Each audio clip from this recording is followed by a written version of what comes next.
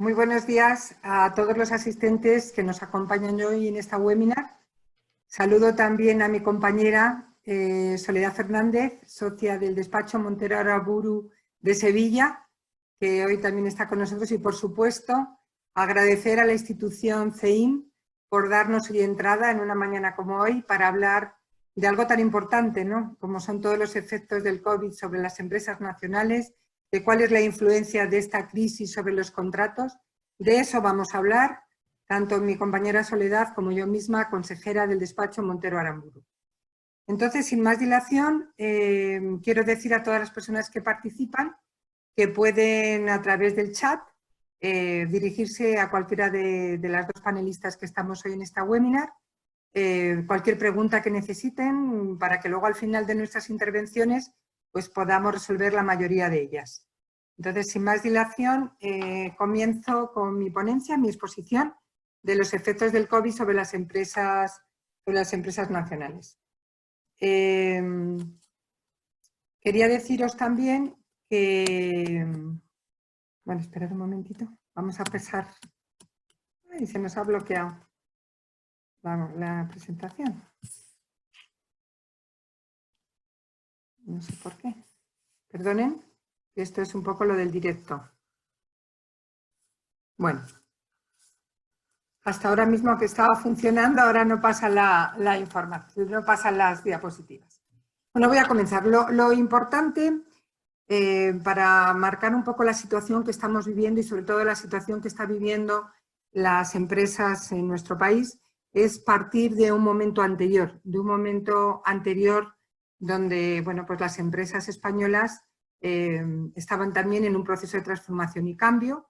Estábamos hablando de que había una presencia de digitalización todavía no tan importante ni tan significativa, que había también un descenso de los precios. Esto era un tema que inexorablemente estaba ocurriendo, motivado también, bueno, por temas de competitividad, por temas de que al final pues, afectaba mucho a la economía también y afectaba también, como no, al empleo. Teníamos también dos orientaciones que el empresario dirigía como armas también para enfrentarse a ese mundo competitivo, que era la orientación al producto o la orientación al servicio. La orientación al producto era un retail o una empresa un poco más tradicional, donde digamos que el reclamo de los consumidores era el mismo producto, por ejemplo, una tienda de zapatos, una tienda de bolsos, etcétera, donde todo giraba en torno a esos productos. Y una estrategia más actual, de un retail, de una empresa más actual, sería el que de alguna forma está concentrado en el cliente, en ese momento del cliente, en ese momento vital, en ese momento del presente, donde se alineaba la empresa con el cliente o con el consumidor. Son empresas con un retail y con una orientación más moderna. También estábamos en unas circunstancias donde muchas ventas online eran arrancadas de esa venta física, de esa tienda física, de la venta offline, y bueno, pues de alguna manera esto se estaba sufriendo por parte del comercio tradicional. Estamos hablando que había una proporción de un 70-30 a favor del comercio offline, de la tienda física en los próximos 5 años. Bueno, todo esto unido hace que de repente haya una paralización, haya una crisis sanitaria que todos conocemos perfectamente, que también tiene un efecto muy importante que podríamos llamar también una crisis económica. Esta pandemia, que al final estamos hablando de una pandemia mundial, una pandemia que está sufriendo el mundo entero y todos los países. Y esto al final nos trae dos consideraciones importantes que va a tener que asumir el empresario, que va a tener que asumir como cambio y como cambio de conducta empresarial. Por un lado, la confianza del consumidor. El índice de la confianza del consumidor es un índice que se utiliza para medir, para ver el consumo privado que más o menos estamos teniendo en España. En estos momentos ha bajado 22,4 puntos respecto al mismo mes en el año anterior, lo cual nos pone de manifiesto esta desconfianza que en este momento tiene el consumidor. Por otra parte, una situación tan imprevista y tan inevitable nos ha llevado a un sentimiento de miedo. Las personas tenemos miedo a cómo recuperaremos la vida que teníamos, si la vamos a recuperar de la misma forma o va a ser una recuperación distinta. María José, disculpa que te interrumpa. Si quitas la vista protegida, podrás ver la diapositiva. A ver la vista protegida. Creo que en ver opciones. ¿Ocultar panel del vídeo? No, no tengo aquí... No sé, porque hasta ahora mismo estaba funcionando perfectamente. De todas maneras, perfectamente, la he pasado 3 veces. Puedo hacer llegar la presentación cuando termine la exposición, o sea que no hay problema. Como os decía, hay esas dos consideraciones importantes que nos van a hacer un cambio en el comportamiento empresarial, como son esa desconfianza o esa bajada del índice de confianza del consumidor y, por otra parte, ese sentimiento de miedo a lo que nos vamos a enfrentar después del confinamiento. Y esto, pues, de alguna manera, hace que las circunstancias que tenemos ahora vayan a cambiar.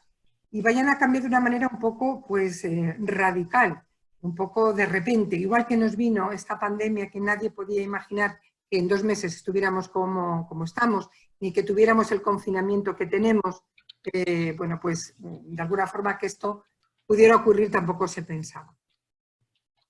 Y hay que tener en cuenta también cómo va a afectar todas estas consecuencias de confinamiento, todas estas normativas, más de 10 reales decretos que se han publicado por el Gobierno desde la proclamación del estado de alarma con sus correspondientes órdenes ministeriales a todo ese sector económico. De alguna forma, es verdad, y ya lo dicen los organismos internacionales, el Fondo Monetario Internacional, España va a sufrir una recesión económica, una bajada importante, si en el resto del mundo es de un 3%, en España va a ser de un 8%.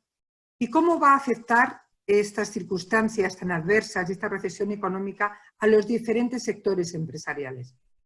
Bueno, pues dependiendo también de cómo han estado esos sectores en el momento del confinamiento, desde la declaración del estado de alarma, podemos decir que en mayor o menor medida todos los sectores van a estar afectados, pero lógicamente algunos van a ver, sobre todo aquellos que todavía tienen sus puertas cerradas, las actividades no esenciales, pues que serán los últimos en incorporarse a la actividad económica, van a ser los que más van a sufrir estas repercusiones de la pandemia y de esta crisis sanitaria económica. Podemos decir, por ejemplo, que vamos a volver a lo social y eso va a hacer que ciertos sectores se recuperen de una manera más rápida que otras. Por ejemplo, tenemos el gran sector de la formación. Las empresas de formación ha sido una auténtica revolución durante esta situación de confinamiento.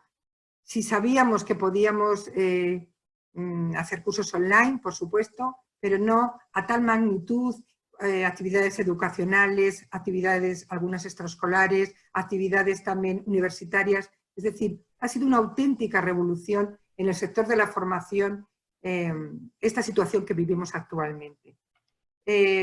Estamos acostumbrados ahora mismo a un paradigma empresarial que es el teletodo. Podemos formarnos online, podemos hacer ejercicios online, podemos seguir consumiendo online, podemos seguir comunicándonos con nuestras personas, con nuestro trabajo online. Es decir, ha sido un auténtico cambio, un auténtico convencimiento de que esto lo podemos realizar. Otros sectores, como por ejemplo, perjudicados en este caso, como puede ser el sector del ocio cultural, del ocio deportivo, el sector textil. ¿Por qué? Porque realmente pueden evitar muy difícilmente estas medidas necesarias que se tienen que adoptar en el tema de la seguridad, en el tema de la distancia social. ¿Por qué? Porque estas actividades de ocio se caracterizan precisamente por eso, por lo social, por el conjunto de personas, por las aglomeraciones de las personas. Realmente, bueno, pues es difícil cumplir esas medidas necesarias de seguridad. Por lo tanto, aunque sean en escalada, serán una de las últimas empresas de estos sectores los que se vayan incorporando a la actividad en este periodo aperturista. Tenemos el sector textil. Ha sido una revolución también para este sector el tema de que la innovación tecnológica, la conversión de la tienda física en una tienda inteligente, en donde hay que tener necesariamente en estos momentos una sincronización con la tienda física, con el comercio electrónico. Es decir, es verdad que ya las empresas estaban haciendo sus avances en las tecnologías. Esto lo expresa muy bien un informe de SADE del año 2018. Ya vemos que la empresa nacional, que había sido un poco más lenta en esta incorporación digital, ya estaba avanzando bastante. Pero ahora en este momento y en el momento sobre todo de los retos a afrontar después del confinamiento, esto es imprescindible. Y no significa que la tienda física, que la venta física vaya a ser sustituida por la venta online, ni mucho menos. Es verdad que va a haber un cambio de concepto, una transformación del negocio, una transformación de la empresa, pero utilizando todos los beneficios que tiene la nueva tecnología y la venta online. La nueva tienda, el nuevo espacio físico, y ya lo han dicho países, y lo están haciendo países que están adoptando estas medidas necesarias totalmente, y como ellos la escalada pues la tienen antes que nosotros, van haciendo una serie de medidas que podemos nosotros luego posteriormente también adoptar en España, que serán buenas prácticas que nosotros también podamos utilizar en nuestro comercio y en nuestras empresas.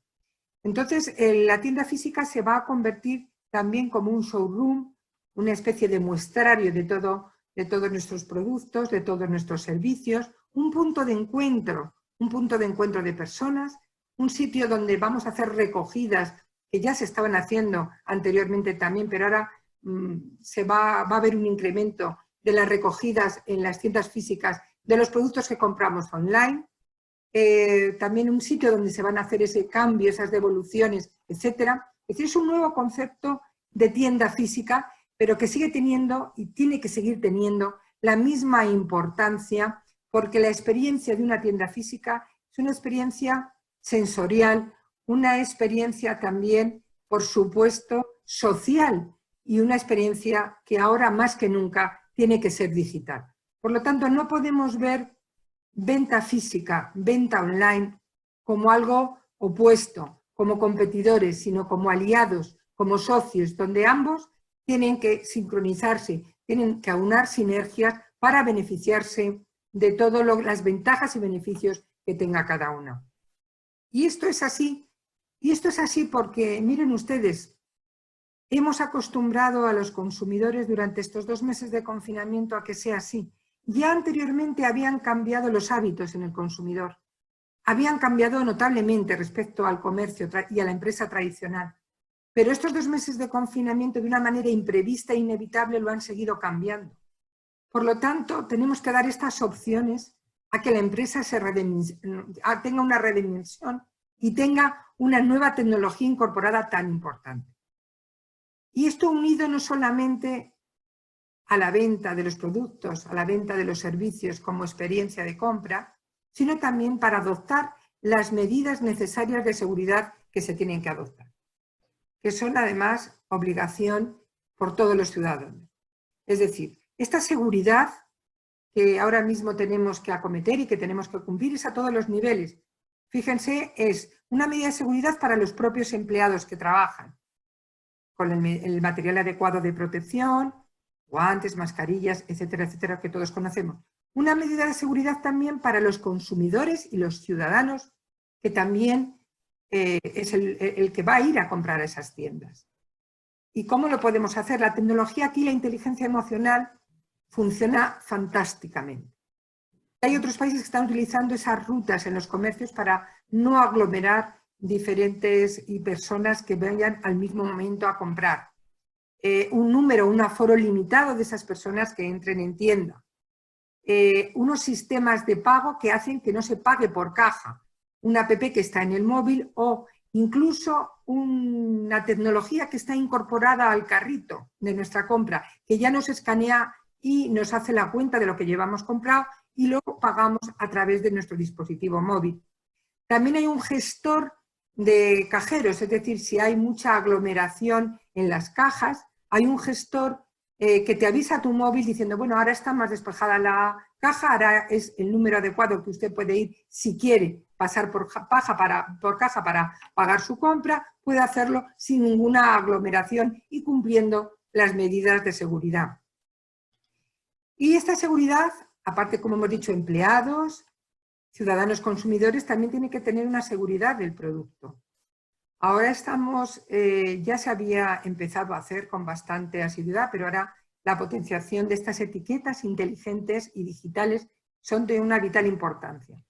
Porque fíjense, no solamente por la información que nos da del producto, no solamente por la información del almacén, sino porque nos informa de algo tan importante para la confianza del consumidor, que es la trazabilidad del producto, desde el inicio hasta el final, hasta el que llega al ciudadano consumidor. Y eso da una confianza importante al consumidor. Por lo tanto, digitalización, tenemos que hacerlo sí o sí. Seguridad a todos los niveles. Y también tenemos que hacer otro requisito importante, que me parece que es importante para la empresa en estos momentos, que es la optimización. La optimización en varias vertientes. Una optimización de un momento de potenciar también los productos nacionales, sin dejar el mercado, por supuesto, internacional. Pero todos estos movimientos, todos estos confinamientos, todas estas restricciones de movilidad también van a afectar ya han afectado, como ustedes saben, a ese abastecimiento internacional. Por lo tanto, por un lado, esa potenciación del comercio de proximidad, del comercio más directo, convirtámonos también en proveedores directos de nuestros clientes, sin abandonar, por supuesto, los mercados internacionales. Y la optimización también va por la vertiente de que es el momento de la unión, de las alianzas, de los pactos. Nadie puede trabajar en este momento y, por supuesto, en el momento que empiece el periodo aperturista, en aislamiento. Nunca es bueno, pero menos en estas circunstancias. Y entre otras cosas, porque esta unión, alianza, hace que eviten unos costes elevados, que ahora a la empresa no se puede permitir. Por lo tanto, alianza, optimización de esos pactos para evitar costes y también esa optimización de un producto nacional es importante llevarlo a cabo en estos momentos y en esos momentos que vamos a vivir después, que los tenemos ahí en un futuro inmediato.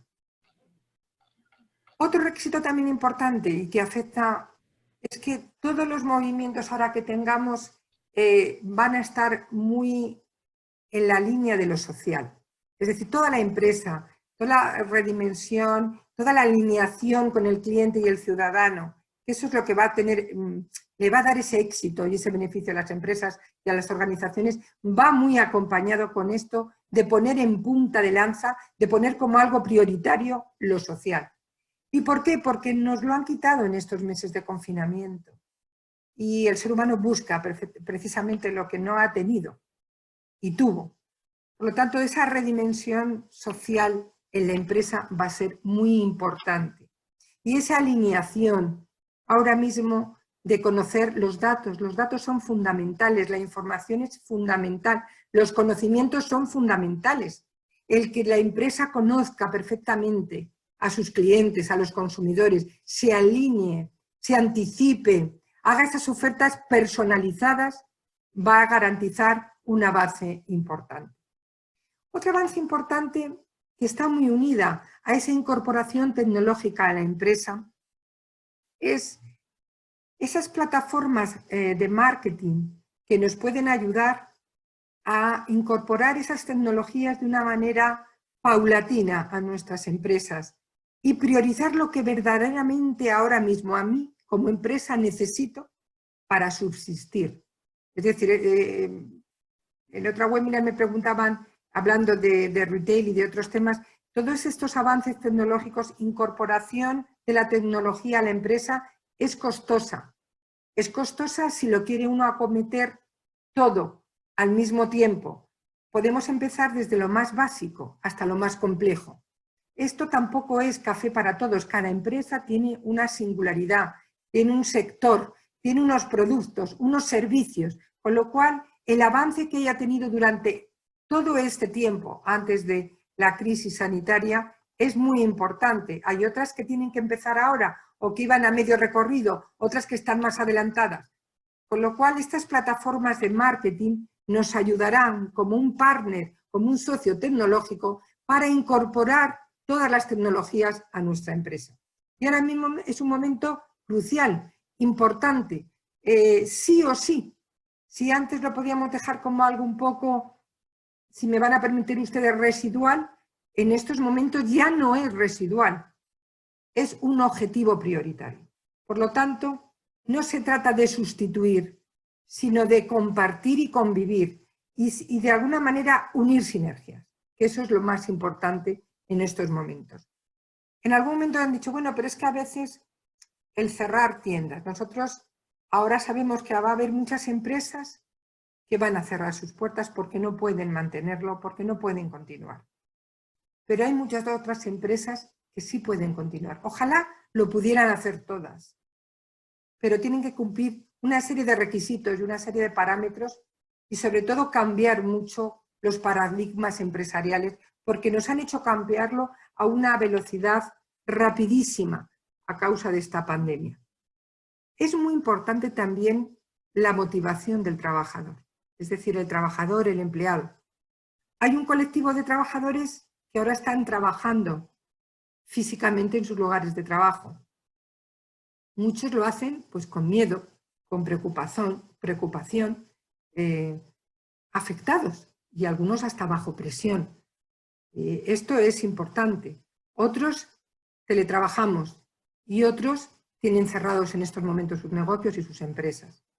Por lo tanto, qué importante es que ahora mismo se transmita un mensaje a los trabajadores y a los empleados, un mensaje positivo, un mensaje personal, de transmisión, de que estamos ahí, de poder aprovechar estos tiempos para hacer formación, de transmitir mensajes muy claros, de transmitir protocolos de actuación también muy claros, de si pasa una situación de ERTE, etcétera, tengamos luego una situación que vuelva a la normalidad, con esa vuelta a la normalidad y a la compensación y al agradecimiento de todos. Es muy importante también, porque al final es el empleado, el trabajador, él es el que también transmite esa tranquilidad a los consumidores y a los clientes. Por lo tanto, es importante tenerlo dentro de todos nuestros requisitos que estamos hablando en estos momentos. Hay esa suerte de que hay otros países que han pasado la pandemia o están ahora en ese periodo de inicio aperturista y que están empezando a tomar medidas en sus empresas, en sus negocios. Es importante también poner sus ojos ahí, en Austria, en Holanda, en Alemania, cómo ellos están haciendo esta apertura, qué medidas están ellos adoptando. Algunas de esas medidas y buenas prácticas las podemos también aplicar a nuestros negocios.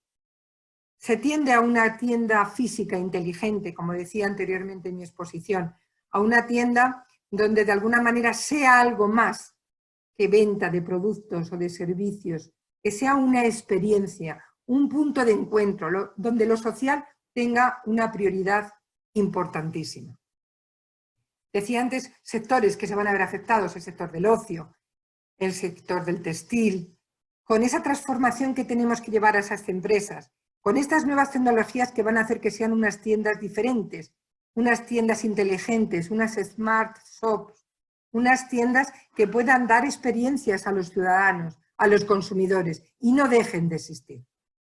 ¿Qué están haciendo, por ejemplo, en estos países que ya tienen su primer periodo aperturista con las tiendas, por ejemplo, de ropa? Pues están haciendo, cerrando los probadores, prefieren que se lleve la ropa y que luego hagan un cambio, una devolución y luego tengan esa ropa 48 horas en cuarentena, abrir un probador sí, un probador no, para mantener la distancia de seguridad, hacer estos probadores virtuales, que no hace falta que te pruebes físicamente la ropa y sepas cómo te puedes sentar, igual que los espejos virtuales, igual que los carritos con tecnología, igual que las app que hacen que no tengas que pasar por caja. Todos estos cambios de tecnología aplicado al comercio van a suponer algo disruptivo, pero algo beneficioso para el comercio, alguna nueva oportunidad del comercio, que ya había empezado antes de esta crisis sanitaria. Sectores también como la formación, hemos dicho que es una revolución, sectores, por ejemplo, como la estética, como las peluquerías, tendrán una recuperación, aunque tengan que tener y adoptar esas medidas necesarias que estábamos diciendo, de procurar esas distancias para cuando los clientes lleguen, el one-to-one, se pueda mantener esa distancia social, donde sean una seguridad para una higienización de todos los productos, donde haya también más tutoriales online para los consumidores y clientes. Una serie de medidas que ya se están adoptando y que paulatinamente podemos ir preparando también para nuestras empresas aquí en España. A mí me gustaría terminar, que ya se me va acabando el tiempo, con algo tan importante como dar un mensaje de tranquilidad y de esperanza a la empresa. Es verdad que son momentos duros, no, durísimos. Es verdad que hay que tener todos estos condicionantes o requisitos que tratar de enumerar de una manera clara. Es verdad que va a ser algo disruptivo para ciertos sectores, que va a ser un antes y un después, que no va a volver lo que teníamos antes hace unos meses, porque nos ha pillado así. Pero es una oportunidad y tenemos que aprovecharlo como tal. Tenemos que pensar también, y sé que muchas empresas están pensando, es verdad que ha habido ayudas, moratorias, pagos fraccionados de impuestos que han beneficiado a los autónomos, a las pymes, a los comercios, pero realmente es verdad que todo esto pasa y esta transformación también pasa por una inyección económica para las empresas, una inyección económica importante que también puede hacerse desde la administración, no con esas subvenciones tradicionales, sino con un carácter finalista, obviamente, para que la empresa pueda seguir sobreviviendo. Que deben tener también sus créditos, su acceso a créditos, su liquidez por parte de las entidades financieras. Es decir, esto no se acomete solo con buenas ideas, con buenas promesas, con esa predisposición que la empresa ya tiene de antemano, sino que realmente y obviamente necesita esta inyección económica. Eso es así. Pero es importante fijarnos en otros países cómo lo están haciendo. Es importante también fijarnos en lo que puede hacer nuestra empresa, que hace mucho. Es muy importante que tengamos unos socios y unos partners como tenemos con la patronal CEIM, con las cámaras, con organizaciones y asociaciones, con federaciones. Es importante tener ahora mismo estos apoyos, estos socios que nos ayuden, que nos hagan más fácil las tramitaciones, los accesos, que nos den ideas, que nos junten a las empresas, que las empresas hagan pactos y alianzas. Hemos visto como empresas, grandes empresas españolas, en un momento dado de necesidad, han redimensionado su negocio, han cambiado su negocio para el beneficio de la sociedad y se han puesto a construir respiradores, a hacer batas, a hacer mascarillas. Y ese no era el origen de su negocio. Y se ha hecho, y en un tiempo récord. Y me diréis, bueno, con grandes marcas, grandes superficies o grandes establecimientos y organizaciones, sí, pero se puede hacer cada uno en la escala que pueda, cada uno en el sector que tenga, cada uno en los productos y servicios que pueda ofrecer al ciudadano y al consumidor. Pero poco a poco se puede dar. Yo quiero transmitiros esa confianza, esa esperanza de que lo podemos hacer todos juntos, obviamente con ayuda, con apoyo, con sinergias, donde estas organizaciones e instituciones como la patronal, como todos los asociados que están aquí, como despachos de abogados como Montero Aramburu, que están ayudando también a asesorar en comercio y en consumo, como ahora la exposición que va a hacer mi compañera Soledad, cómo influyen estos contratos, cómo han influido esta crisis sanitaria en este cumplimiento y en las relaciones contractuales. Todo esto tiene mucho que ver, todo esto ayuda, todo esto pone nuestro granito de arena para que las empresas, que son el motor económico de nuestra España, de nuestra tierra, quien crea los empleos, quien los está manteniendo con todo su sacrificio, sigan así. Yo agradezco mucho a esta institución que me haya dado esta ventana para poder hablar con los empresarios madrileños y poder ayudar en lo poquito que pueda con mi granito de arena, con mi ayuda a las tramitaciones que ellos necesitan, a las consultas. Y para mí es bastante poder hacerlo como lo estamos haciendo desde un despacho de abogados. Asesorar, que es nuestra labor y nuestra misión. Muchísimas gracias a todos y en este momento doy la palabra a mi compañera y amiga estupenda, que es Soledad Fernández, socia del despacho Montero Aramburu de Sevilla. Tienes la palabra, Soledad. Muchas gracias, María José. Buenos días a todos y gracias por conectarse con nosotros en esta segunda parte de nuestra sesión web, después de la magnífica exposición de mi compañera y amiga María José. Vamos a tratar un tema que preocupa muchísimo a los empresarios, concretamente cuál ha sido la influencia del COVID en los contratos. Es decir, ¿qué ocurre si, como consecuencia de las medidas adoptadas por el Gobierno para proteger la salud de los ciudadanos y contener la propagación de la enfermedad, me encuentro en una situación de imposibilidad o extraordinaria dificultad para no cumplir los contratos que se encontraban en vigor cuando se desató la pandemia? Vamos a comenzar por unas nociones o consideraciones generales para continuar y terminar con una exposición sucinta y eminentemente práctica de las cuestiones jurídicas más relevantes que recurrentemente se nos han venido planteando desde que se decretó el estado de alarma el pasado 14 de marzo en materia de los principales contratos, normalmente arrendamientos, préstamos, contratos de ejecución de obra, contratos de compraventa de vivienda sobre plano y relación de los clubes deportivos con sus socios y clientes. Comenzamos, si les parece, por estas nociones generales. Si nos encontramos o creemos encontrarnos en una situación de imposibilidad o de extraordinaria dificultad para cumplir contratos que ya estaban en vigor cuando se decretó el estado de alarma, lo primero que debe hacerse es revisar muy bien los contratos, ver si en ellos las partes han regulado de común acuerdo cuáles serían las concretas consecuencias jurídicas del acaecimiento de circunstancias radicalmente extraordinarias e imprevisibles como las que estamos viviendo, la actual pandemia. Si en el contrato se regulan esas consecuencias jurídicas, pues las partes deben atenerse a las mismas, salvo que sean contrarias a las leyes imperativas, a la moral o al orden público, que son los límites, los cotos que nuestro ordenamiento jurídico impone a la autonomía de nuestra voluntad. Si, como ocurre en la mayoría de los casos, no hay ninguna previsión contractual del acaecimiento de estas circunstancias extraordinarias y radicalmente imprevisibles como son la pandemia que estamos viviendo, lo siguiente que debemos hacer es analizar si más allá de esa situación de pandemia mundial que estamos viviendo, nosotros tenemos una imposibilidad real, concreta, de cumplir las obligaciones contractuales a las que estamos obligados. ¿Por qué? Porque no basta una alegación genérica de una causa de fuerza mayor, sino que la imposibilidad de cumplir hay que probarla. Hay que analizar las circunstancias de las personas, de las cosas y del lugar, porque estamos obligados a hacer todo lo que esté a nuestro alcance, todo lo que esté en nuestra mano, a tomar todas las precauciones necesarias para ejecutar las obligaciones comprometidas en los términos que fueron inicialmente convenidos. Si efectivamente concurre una imposibilidad real, efectiva, de cumplir en esta situación de pandemia, la consecuencia jurídica que se anuda a esa imposibilidad es que estamos exonerados de la responsabilidad de cumplir de los daños y de la responsabilidad por los daños y perjuicios que con nuestro incumplimiento hayamos podido ocasionar a nuestra contraparte contractual, a nuestro acreedor.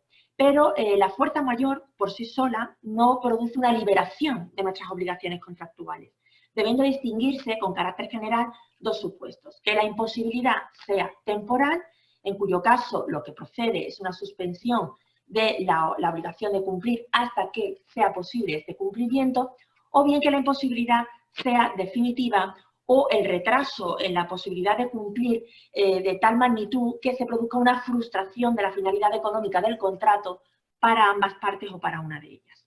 En este último caso, lo que procedería sería la resolución del contrato a instancia de la parte perjudicada y, consecuentemente, la recíproca restitución de prestaciones que se hubieran ejecutado en virtud de los mismos, o, en el caso de contratos de tracto sucesivo, como los de obra, los de arrendamiento, la liquidación económica del contrato. Puede ocurrir un tercer supuesto, y es que no haya una imposibilidad de cumplir y que la prestación se pueda ejecutar, pero hacerlo en los exactos términos en los que fue inicialmente convenido entre las partes resulte extraordinariamente gravoso, desproporcionado para una de ellas. En este caso se puede invocar o intentar la revisión de los términos del contrato para reequilibrar las contraprestaciones a cargo de ambas partes, invocando una institución de creación jurisprudencial, en la famosa en estos días cláusula rebus sic stantibus, y que lo que viene a significar es que los contratos que generan obligaciones recíprocas o sinalagmáticas a cargo de ambas partes, es decir, contratos en los que las obligaciones a cargo de una de las partes son la contrapartida o la contraprestación o la retribución de las obligaciones a cargo de la otra parte, pues lo que se sobreentiende es que hay una cláusula implícita en todos ellos que dice, nos obligamos, nos vinculamos a cumplir, pero siempre que las cosas continúen así. Es decir, que si desde el momento de la perfección al momento posterior de ejecución o de cumplimiento del contrato se produce una alteración extraordinaria, radicalmente imprevisible, de las circunstancias que las partes tomaron en consideración para fijar las condiciones de ese contrato, de modo que se produce una desproporción exorbitante y fuera de todo cálculo, un desequilibrio importante a costa de una de las partes y en beneficio de la otra, pues que se puede instar la modificación de estas condiciones para restablecer este equilibrio contractual que se ha roto, que se ha perdido. Si bien esta institución jurídica de creación jurisprudencial, además bastante antigua, tuvo unos orígenes pues bastante restrictivos, se consideraba una cláusula peligrosa que atacaba el principio general de obligatoriedad de los contratos, que tenía que ser de aplicación muy restrictiva, observando rigurosamente que concurrían todos los requisitos necesarios para su aplicación, y además que debía aplicarse con carácter absolutamente residual, es decir, cuando no quedaba ningún otro remedio para reparar el perjuicio a una de las partes. Debemos decir que a raíz de la anterior crisis económica financiera, la que arrancó con la quiebra de Lehman Brothers en el año 2008, se produjo una cierta apertura, una cierta normalización de la aplicación de la cláusula, aun cuando siguiera siendo una cláusula de aplicación restrictiva en la que debían observarse rigurosamente los requisitos exigidos por nuestro Tribunal Supremo. Pero sí que se notó una cierta normalización, incluso se llegó a declarar por el Tribunal Supremo que esta crisis económica anterior a la que hemos aludido, de efectos profundos y prolongados, podría ser una alteración o constituir una alteración extraordinaria de las circunstancias que hiciese que hubiese una desproporción exorbitante y fuera de todo cálculo entre prestación y contraprestación. Y por tanto pudiese operar un reequilibrio del contrato, una modificación o revisión de sus condiciones. En definitiva, nuestra recomendación, siempre y con carácter general, es que se acuda a un asesoramiento jurídico experto, que se revisen muy bien las cláusulas contractuales, que se intente negociar de buena fe con la otra parte contractual una solución amistosa que evite procedimientos judiciales costosos, largos y además de un resultado incierto. Estas son además unas nociones generales que no se pueden dar ni siquiera unas reglas generales absolutas. Insistimos, hay que estar al caso concreto, a las circunstancias concretas, al mapa de riesgo, de distribución de riesgo de cada tipo contractual. Pasando ahora a la segunda parte de la exposición, vamos a hablar de aquellas cuestiones jurídicas más relevantes que se han suscitado en materia contractual desde que se decretó el estado de alarma. Así, en materia de arrendamientos, la pregunta estrella ha sido, ¿puede el arrendatario dejar de pagar la renta, pedir una rebaja de la renta o aplazar el pago de la renta durante el estado de alarma? Para responder adecuadamente a esta pregunta deben distinguirse diferentes supuestos. Así, si el arrendamiento es de una vivienda habitual, el arrendatario es una persona física que se encuentra en situación de especial vulnerabilidad y el arrendador es un gran tenedor, en ese caso el arrendatario tiene derecho o bien a una rebaja de la renta del 50% o bien a un aplazamiento del pago de las rentas durante el estado de alarma y además, una vez finalizado el estado de alarma, prorrogable mes a mes con un límite máximo de 4 mensualidades. ¿Qué se entiende por persona en situación de especial vulnerabilidad? Bueno, pues no es un concepto jurídico indeterminado. Los reales decretos leyes 8 y 11/2020 del Gobierno determinan qué requisitos muy concretos deben reunir estas personas físicas para poder tener derecho a esta moratoria o rebaja en el pago de las rentas. Pero para no detenernos en ello, lo que vienen a acreditar estos requisitos es que si esta persona abona la renta o sigue abonando la renta, se queda sin un mínimo vital tanto él como la familia que vive a su cargo, para atender sus más elementales necesidades. ¿Qué se entiende por gran tenedor? Que debe ser el propietario, un gran tenedor o una entidad pública de vivienda. Por gran tenedor se entiende una persona física o jurídica que titula más de 10 inmuebles urbanos, excluidos garajes y trasteros, o al menos una superficie construida superior a 1.500 metros cuadrados. Si el arrendamiento es de vivienda, pero no se dan todas estas circunstancias que deben cumplirse cumulativamente, no existe ninguna norma imperativa que obligue al propietario arrendador a aceptar las propuestas o pretensiones del arrendatario, más allá de la solidaridad entre los propios ciudadanos y hermanos, por así decirlo. En el caso de arrendamiento de inmuebles para uso distinto del de vivienda o arrendamiento de industria, existe una novedad muy reciente, salida del horno justo la semana pasada, y es que el Real Decreto Ley 15/2020 prevé una moratoria en el pago de las rentas durante el estado de alarma y, una vez finalizado el mismo, prorrogable mes a mes, también hasta un límite máximo de 4 meses si continuamos afectados por la crisis del COVID, pero para determinados arrendatarios y arrendadores. Es decir, los arrendatarios tienen que ser personas físicas o pymes, pequeñas y medianas empresas, que hayan visto suspendida su actividad como consecuencia del COVID o hayan visto reducida su facturación en al menos un 75%. Y, por otra parte, los propietarios o arrendadores deben ser también entidades públicas de vivienda o grandes tenedores, en el concepto, que es el concepto al que antes hemos hecho referencia. Estas rentas que han sido aplazadas pues se abonarían de forma prorrateada durante los 2 años siguientes de vigencia del contrato o en el tiempo menor que restare por cumplir y sin penalización ni interés de algún tipo. Esta medida del Gobierno, debo decir que ha causado una gran polémica.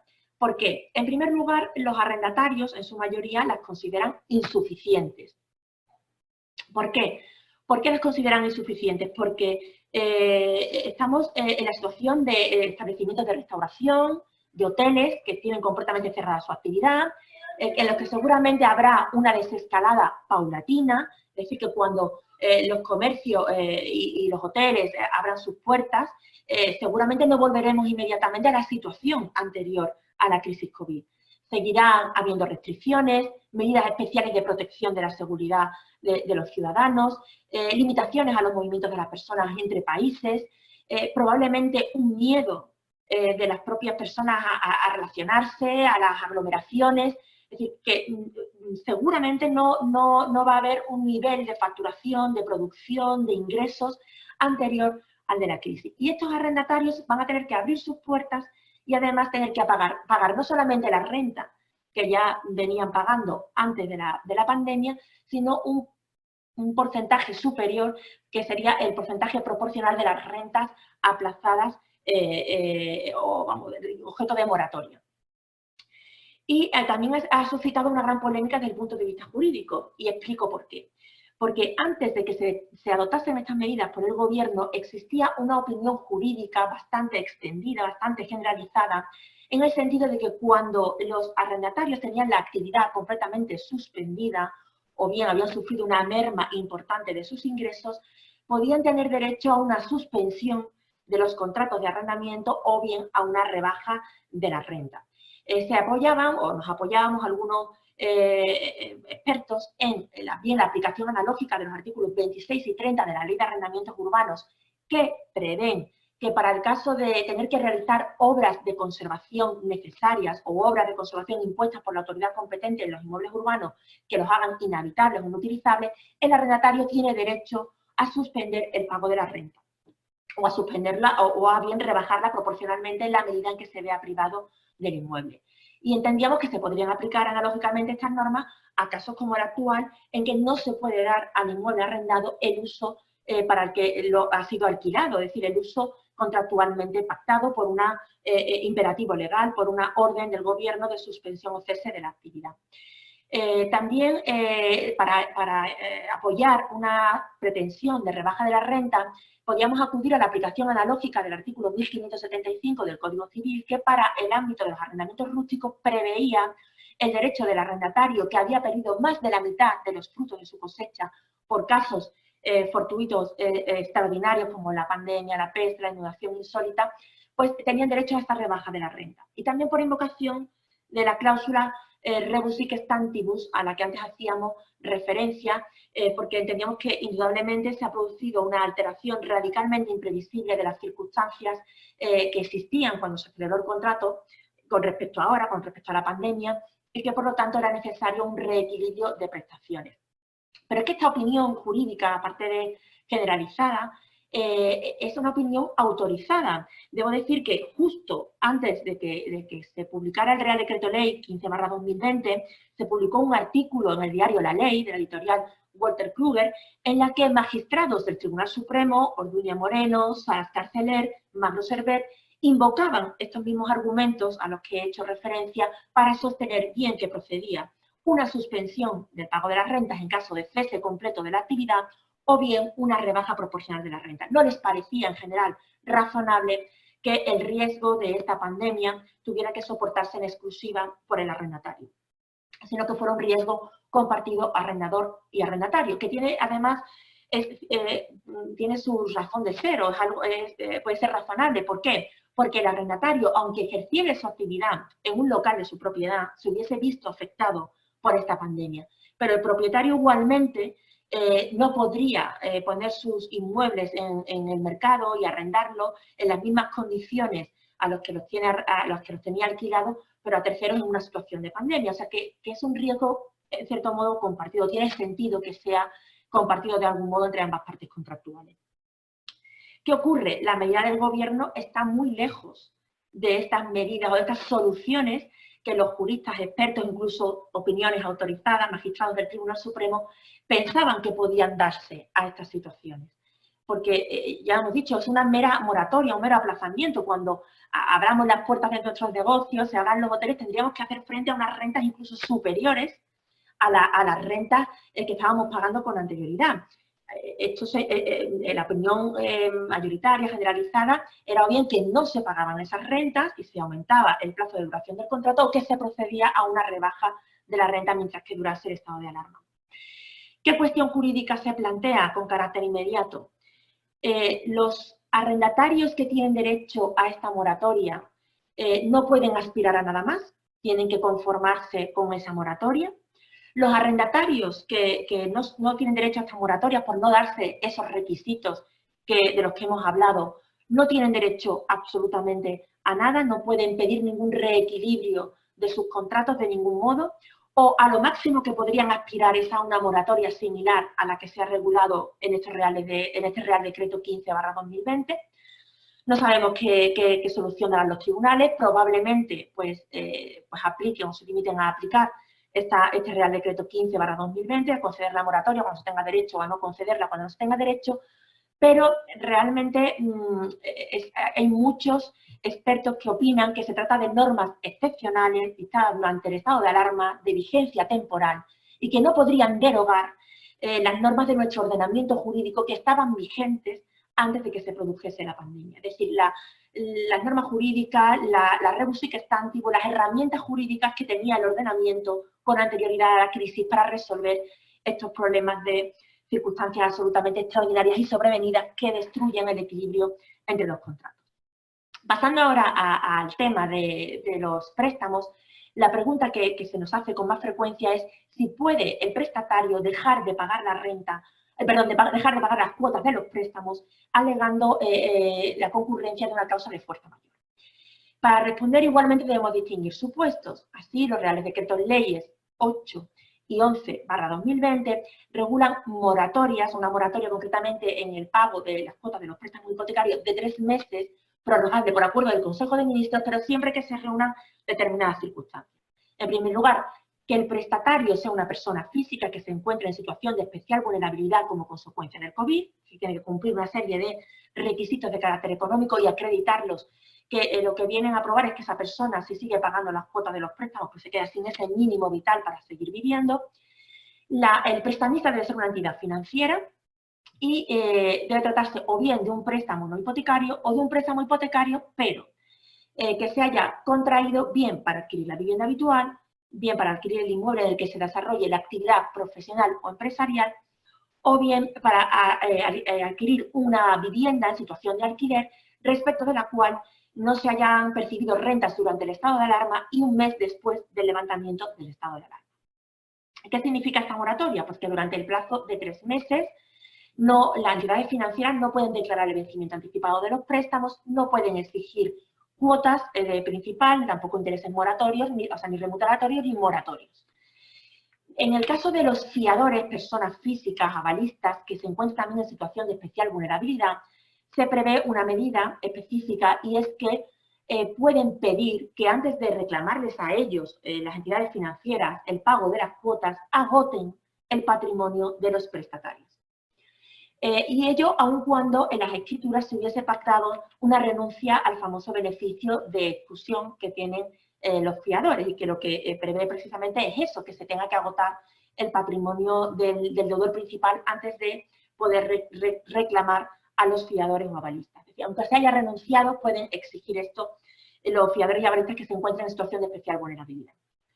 ¿Qué ocurre en el resto de préstamos? Pues no existe ningún derecho a ninguna moratoria. Ello no quiere decir que nos podamos presentar con total transparencia ante las entidades financieras, explicarles nuestra situación de liquidez, por la paralización de nuestra actividad, por la disminución de nuestro volumen de negocio y pedir moratorias, refinanciaciones, líneas especiales de ayuda, las líneas ICO, avales, pues todo lo que el gobierno, el Estado está poniendo a disposición de las empresas para intentar su mantenimiento, su subsistencia. Entendemos además que por parte de las entidades financieras habrá una cierta flexibilidad porque son las principales interesadas en que las empresas salgan adelante y que puedan atender sus préstamos. Es muy importante y les recomendamos que revisen muy bien sus escrituras de préstamos porque aunque puedan pagar regularmente las cuotas de los préstamos, existen unas obligaciones accesorias que garantizan el cumplimiento, que son los llamados covenants, que puede ocurrir que durante esta situación del estado de alarma, de la pandemia, pues no se estén cumpliendo y no se puedan cumplir por imposibilidad, como por ejemplo mantener un determinado nivel de liquidez o determinado valor de las garantías, etc. Esas escrituras suelen establecer unas obligaciones de comunicación a las entidades de crédito y pues lo que recomendamos es que se revisen, que se hagan las comunicaciones oportunas y que incluso se alegue una situación coyuntural, de fuerza mayor y de imposibilidad temporal de cumplir para cortocircuitar cualquier pretensión de vencimiento anticipado de dichos préstamos. En materia de contrato de obra, la pregunta más frecuente está siendo: ¿puedo paralizar la ejecución de la obra sin miedo a que el promotor me aplique penalizaciones o me resuelva el contrato cuando no puedo continuar con la ejecución sin poner en riesgo la salud y la seguridad de mis trabajadores? Bueno, pues para responder a esta pregunta hay que distinguir en este caso periodos temporales. Evidentemente, en el periodo temporal de hibernación de la economía, es decir, del 30 de marzo al 9 de abril, en que el Gobierno decretó la suspensión de todas las actividades económicas no esenciales, incluida la construcción, es obvio que concurre una causa de fuerza mayor, un imperativo legal que nos impide cumplir el contrato. Entonces, durante ese periodo de tiempo no se pueden aplicar penalizaciones por el promotor ni tampoco resolver el contrato. En el resto de periodos temporales en que fuera ya de este tiempo de hibernación económica con los permisos retribuidos, hay que hacer un plus probatorio. Es decir, no podemos limitarnos a alegar la existencia de una fuerza mayor o el mero riesgo de la seguridad de nuestros trabajadores. Hay que probar que no tenemos equipos individuales de protección por falta de suministros, que en esos tajos no se pueden respetar las distancias de seguridad, que en el caso de trabajadores desplazados no tenemos hoteles, no tenemos casas de comida para proporcionarles alojamiento ni habitación. Es incluso recomendable que haya un informe de nuestro técnico experto en seguridad y salud que nos diga que no pueden técnicamente reanudar la obra sin poner en riesgo la salud de los trabajadores y la salud pública en general. ¿Para qué? Para que en caso de conflicto con el promotor, pues poder invocar todas estas pruebas, aportarlas para eximirnos de penalizaciones o de responsabilidad por incumplimiento. Y desde la perspectiva del promotor también es muy importante una recomendación, y es que el coordinador de seguridad y salud de la obra, miembro de la dirección facultativa, elabore un protocolo que permita la continuación de los trabajos sin poner en riesgo la salud de las personas que están en la obra. Que este protocolo, a su vez, se remita a las constructoras y se les exija que se pronuncien por escrito sobre la posibilidad o imposibilidad de cumplir y que prueben documentalmente, en su caso, la imposibilidad de cumplir. ¿Por qué? Porque muchas veces los propios promotores tienen que cumplir compromisos con terceros. Por ejemplo, estoy pensando en los promotores que construyen viviendas sobre plano, tienen unos plazos de entrega con sus consumidores, con lo cual tendrá que recabar también esas pruebas para alegarlo en esas relaciones jurídicas con terceros. Y así enlazo con otra materia en la que se han planteado preguntas frecuentes, otro tipo de contratos, que es el contrato de compraventa de viviendas sobre plano. Precisamente ahí nos hacen dos preguntas, y una es: ¿tienen los consumidores derecho a resolver los contratos, a ejecutar los avales en caso de retraso en el plazo de entrega de la vivienda? La respuesta es sí. ¿Por qué? Porque nuestro Tribunal Supremo, la jurisprudencia, no exige que haya un incumplimiento definitivo y un retraso especialmente intenso. Ahora bien, entendemos que puede invocarse que durante un periodo de tiempo estuvo paralizada la construcción por causa de fuerza mayor y que, por lo tanto, el plazo de entrega de la vivienda debe entenderse prorrogado en un periodo de tiempo igual al de la imposibilidad de continuar con la ejecución de la obra. ¿Cuáles son nuestras recomendaciones? Nuestras recomendaciones son, en primer lugar, comunicar a los compradores el nuevo plazo de entrega de la vivienda por el acaecimiento de este supuesto de fuerza mayor. En el caso de que exceda este plazo de fuerza mayor del periodo de hibernación, del 30 de marzo al 9 de abril, pues hace falta un plus explicativo, un plus probatorio. También ponerlo en conocimiento de las entidades financieras que han expedido esos avales, o de las entidades aseguradoras que han expedido los seguros de caución. Y, en tercer lugar, en cuanto esté terminada la construcción de la vivienda, requerir inmediatamente a los compradores para la entrega, para la escrituración. ¿Por qué? Porque aunque esta puesta a disposición de los compradores se haya realizado fuera del plazo de entrega, los compradores ya no podrían resolver los contratos. Entonces, esas son nuestras recomendaciones con carácter general para este supuesto. Y finalmente, otro supuesto bastante recurrente es el de las relaciones de las entidades que gestionan pues, clubes deportivos, de ocio, con sus clientes. Nos preguntan si pueden seguir emitiendo las cuotas mensuales. No es una pregunta que tenga una respuesta sencilla y deben distinguirse a su vez diferentes casos. Así, cuando la entidad es una asociación sin ánimo de lucro, entendemos con carácter general que pueden seguir emitiendo sus cuotas mensuales. ¿Por qué? Porque estas cuotas no son la contraprestación o la retribución por la recepción de un servicio de utilización de esas instalaciones deportivas de ocio, sino que son unas aportaciones a fondo perdido que se realizan por el mero hecho de la pertenencia a la asociación, de querer colaborar con un proyecto común, que tiene una finalidad colectiva, social, deportiva, de ocio. Entendemos que la misma solución debe darse para el caso de entidades que son sociedades anónimas mercantiles o sociedades limitadas, en las que los socios son socios mercantilmente hablando, es decir, que son titulares de acciones o participaciones que llevan aparejadas como prestación accesoria el pago de estas cuotas mensuales para el mantenimiento de las instalaciones. Desde luego hay que revisar primero los estatutos, las normas de régimen interior, para ver si se prevén situaciones de pandemia o qué regulación específica pueda darse, pero entendemos que esas cuotas podrían seguir girándose, al menos reducidas en el importe necesario para el mantenimiento de las instalaciones. Y el último supuesto, que es el que sale más perjudicado, por así decirlo, es el de las entidades que explotan instalaciones deportivas, pero con una relación puramente de consumo con sus clientes, de prestación de servicios y contraprestación o pago de retribución. En estos casos, el artículo 36 del Real Decreto 11/2020 prevé que se debe suspender el giro de estas cuotas hasta que el servicio pueda prestarse con normalidad. Pues esto para todas estas entidades es una hecatombe económica porque no pueden mantener estas instalaciones. Por lo tanto, ¿cuál es nuestra recomendación? Estos reales decretos no prohíben que se llegue a acuerdos con los consumidores, con nuestros clientes. Se les puede plantear, explicar la situación de buena fe, con la mejor de las intenciones, decirles que es necesario girar una cuota mínima para el mantenimiento de las instalaciones, para que estén disponibles y en perfecto estado para cuando puedan volver a utilizarlas, y a cambio ofrecerles una serie de ventajas que compensen este sacrificio económico, pues que puedan acudir con familiares sin coste alguno para el disfrute de esas instalaciones, clases particulares, rebaja en cuotas futuras, etc.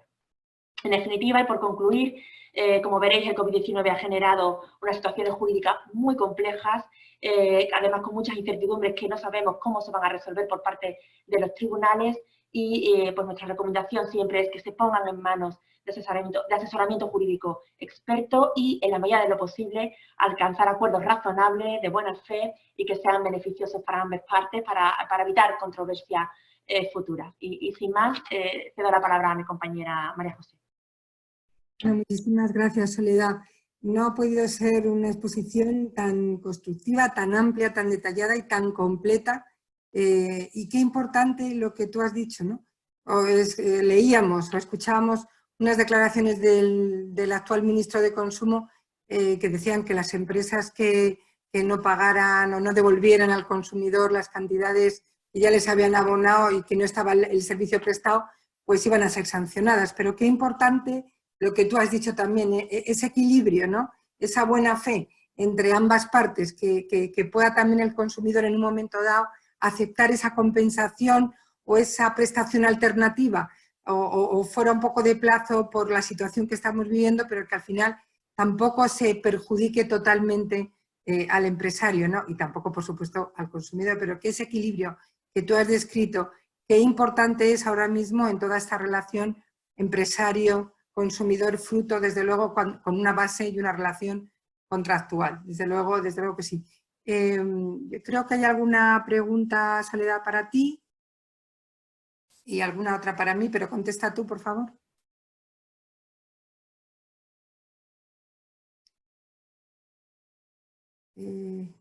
¿Estás ahí? ¿Soledad?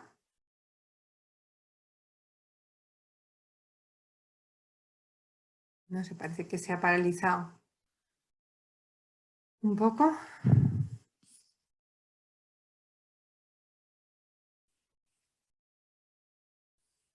No sé, ¿se nos ha ido la voz de Soledad? A ver si vuelve.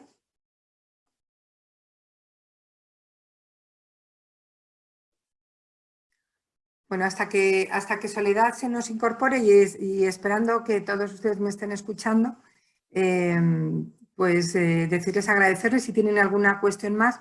Yo tenía aquí alguna pregunta que me viene a decir que si apoyando la venta online o el comercio online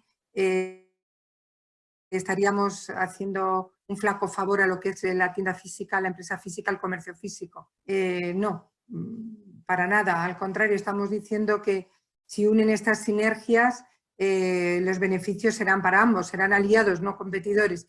Y sobre todo porque la tienda física per se, como la conocemos tradicionalmente, en la nueva situación que nos espera, le va a ser muy difícil sobrevivir. Estamos hablando de un nuevo concepto de comercio, de tienda, un nuevo comercio, un espacio diferente donde sea toda una experiencia la compra del producto, del servicio, ¿no? Y donde se tengan muy claros los datos y conocimientos de los consumidores y las personas que acuden a nuestro negocio. No sé si hay alguna pregunta más, alguna cuestión más. Yo tengo mi altavoz puesto, o sea que espero que todos ustedes me hayan escuchado.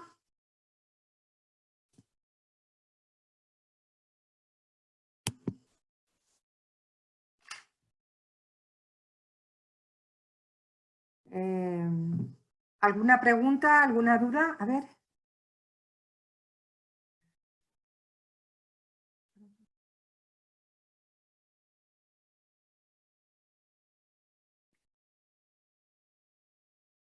Muchísimas gracias, gracias. Se escucha. Mi compañera está un poco congelada. Entonces, de todas maneras, todas las preguntas que ustedes o todas las cuestiones que ustedes tengan en estos momentos, nosotros vía correo electrónico a través de CEIM se las contestaremos, igual que también mi presentación, gracias a CEIM se las haremos llegar a todas las personas que las soliciten. O sea que tranquilos en el tema de la presentación, en el tema de las consultas, que ahora a lo mejor no se puedan atender. ¿Sobre qué medidas podía hacer el Gobierno respecto a apoyo de las empresas? Pues como hemos dicho, todas estas ayudas que hasta ahora durante el estado de alarma han beneficiado pues, a las pymes, a los autónomos, a los empresarios, en todo lo que se ha fraccionado, los impuestos, moratorias de créditos al consumo, moratorias de pagos, etcétera. Todo es importante, estos préstamos ICO, el que haya tenido la suerte de poder alcanzarlo, y yo creo que con este acuerdo que también hemos tenido ahora de la Unión Europea con el Gobierno español de más de 2 billones de euros, yo creo que todo eso será una buena inyección económica que debe destinarse a una parte importante también a los empresarios españoles, a su reactivación económica y a toda la empresa que sea mediana o pequeña que tenga que incorporar medidas. Todas van a tener que incorporar medidas necesarias, pero obviamente aquellas que sean más pequeñas y que tengan menos facilidad económicamente hablando para poder acometerlas, pues obviamente estas inyecciones económicas, estas ayudas que pueden partir de la administración, incluso esa facilidad de acceso a créditos por parte de las entidades financieras públicas o privadas serán importantes para que el empresario pueda tener liquidez, y eso es una medida también muy importante que los empresarios en estos momentos necesitan. Y el cambio o el dotarle de más condiciones o requisitos o un espacio diferente a la tienda física va a suponer también un beneficio también para este sector, aunque tenga que acometer unas inversiones con ayuda, por supuesto, en los primeros momentos. Yo creo que no tengo más consultas que las que me han hecho ustedes, pero bueno, nosotros estamos aquí siempre a través de nuestros socios, nuestros partners, que nos han permitido estar esta mañana con ustedes, que es la patronal CEIM, y que seguiremos en colaboración con ellos en todo lo que podamos ayudar al empresariado, no solo madrileño, sino español, y que estamos aquí para todo lo que ustedes necesitan. Me despido de ustedes desde el despacho Montero Aramburu. Estamos a su disposición en cualquier tema de consulta que ustedes tengan conveniente hacernos. Muchísimas gracias por todo.